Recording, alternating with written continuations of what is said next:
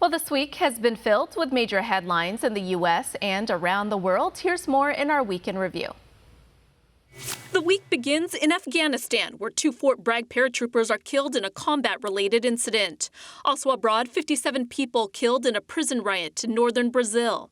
Back at the White House Monday, a senior White House official tells me there have been some internal discussions for a possible presidential visit to Baltimore. This news comes after the president was asked if he would visit that city following a bill signing at the White House on Monday. Plus, the Trump administration proposes a new policy requiring hospitals to disclose the cost of treatments, tests, and patient services.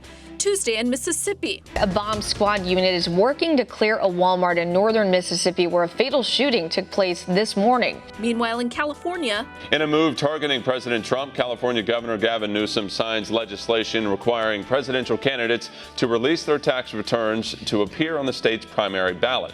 Also in the Golden State, the FBI says they're still investigating a motive for the deadly shooting at the Gilroy Garlic Festival. Plus, we are following some developing news out of Southern California where a U.S. Navy fighter jet has crashed. Now, this incident happened this morning. And in Kentucky, coal miners kick off protests claiming their former employer failed to pay them midweek. 2020 Democrat hopefuls continue to take the debate stage in Detroit. Also that day, GOP lawmakers in New York introduced a bill making water attacks on police officers a felony.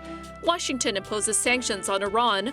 The Fed lowers interest rates by a quarter point. The Senate confirms 13 federal judges. And U.S. intelligence reveals the son of former al-Qaeda leader Osama bin Laden is dead.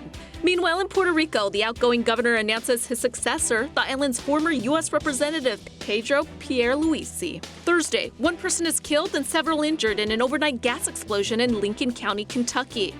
Plus, the Senate clears a 2-year budget and spending cap agreement. The DOJ says it does not plan to prosecute James Comey following a referral from the Inspector General. A judge rejects Roger Stone's request to dismiss charges against him. And North Korea launches another weapons test, its 3rd such test in a week. And President Trump slams new tariffs on China before heading to Cincinnati, Ohio for his campaign rally. God bless the USA.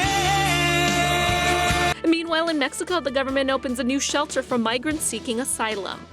Finally, on Friday, President Trump announces a new beef trade agreement with the European Union. Plus, Secretary of State Mike Pompeo says the United States has formally pulled out of the INF treaty with Russia. Also, John Radcliffe withdraws his nomination for Director of National Intelligence. And American rapper A$AP Rocky is released from custody, pending his assault trial verdict. Plus, jobs and more jobs. The monthly jobs report comes out Friday, which shows the U.S. added 164,000 jobs in July.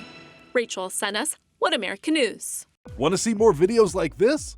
Click on the link below and subscribe to One America News on YouTube. And call your cable provider and kindly demand that One America News is added to your lineup. Call and subscribe today.